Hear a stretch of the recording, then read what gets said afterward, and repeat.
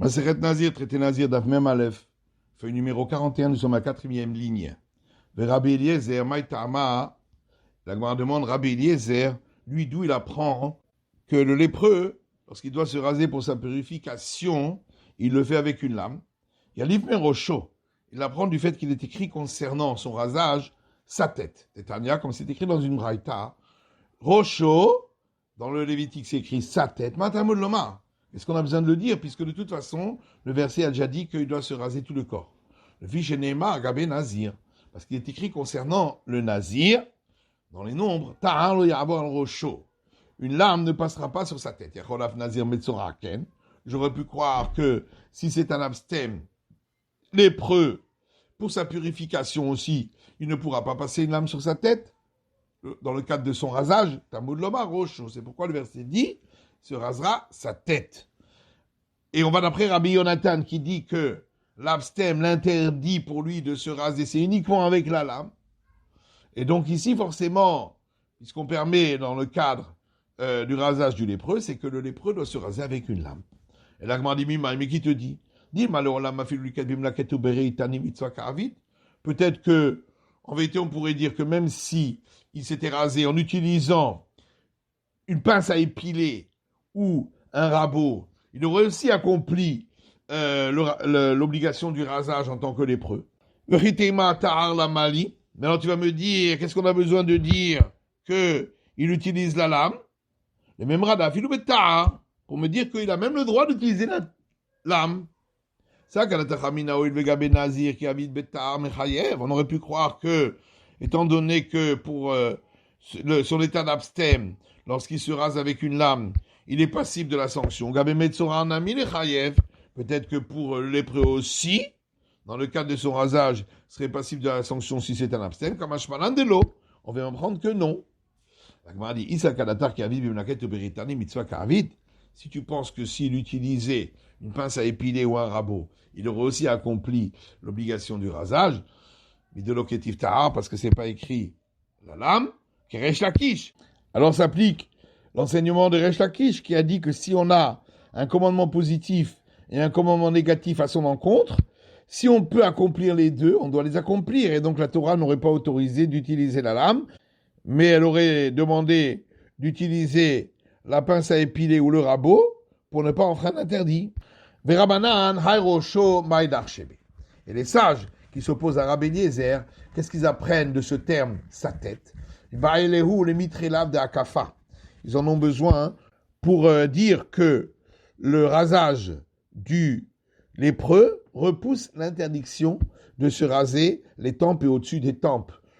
De Tanya, comme c'est écrit dans une braïta, l'otakifu pe'atro shechem, vous ne ferez pas d'arrondi en coupant les coins de la chevelure de votre tête. Donc c'est l'interdiction de faire un arrondi au-dessus des tempes.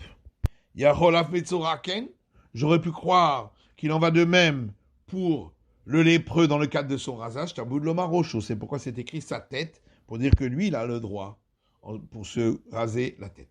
La manière d'un Rosho, seulement, qu'est-ce qu'on a besoin d'écrire le mot sa tête? On aurait déjà pu l'apprendre du terme sa barbe, des Tanya, puis c'est écrit dans une braïta, Zekano Matamud Loma. Qu'est-ce que le verset avait besoin de dire?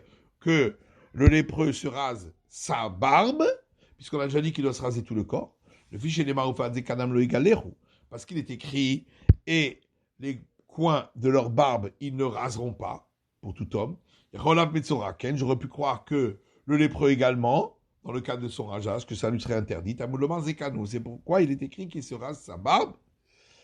La manimeta brocho, la manimeta zekano. Mais pourquoi j'ai donc besoin d'écrire sa tête et j'ai besoin d'écrire sa barbe pour dire que dans les deux cas, l'obligation de se raser repousse les interdits. J'ai besoin d'écrire par deux fois. Parce que si la Torah avait écrit uniquement sa barbe, elle n'avait pas écrit sa tête.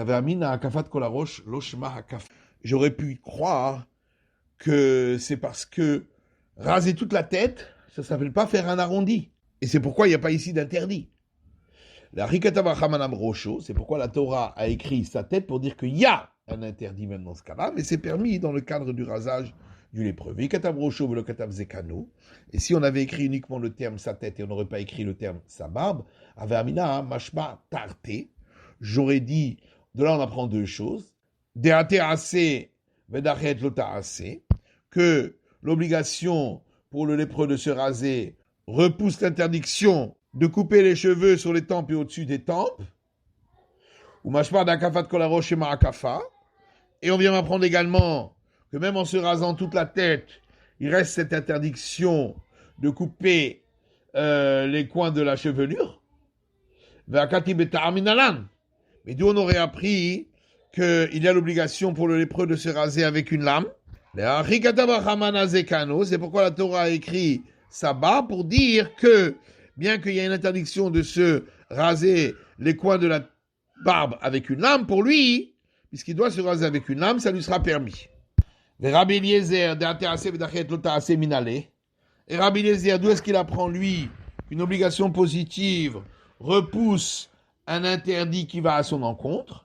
Et Alif Bigedilim, il apprend des franges qu'on doit faire aux quatre coins de son vêtement. Détail, parce qu'il y a une braïta qui dit, c'est écrit dans le Deutéronome, Lotilba Sha'atnez, tu ne te revêtiras pas avec de la laine et du lin mélangés. Ha-Gedilim, ta'aselecha mehem. Par contre, pour faire les franges aux quatre coins du vêtement, là, puisque le verset l'a écrit juste dans le même verset que l'interdiction de mélanger la laine et le lin, eh bien, on m'apprend que pour ces franges-là, il se sera permis même de la laine et du lin. Si par exemple, il a un vêtement à quatre coins en lin, et il doit mettre des franges en laine parce qu'il y a un fil bleu qui lui est en laine, eh bien, il sera permis de faire le mélange de laine et de lin parce que l'obligation positive de mettre les franges repousse l'interdit de mélanger la laine et le lin. C'est la fin de l'étude de la feuille numéro 41 du Daf Mem Aleph.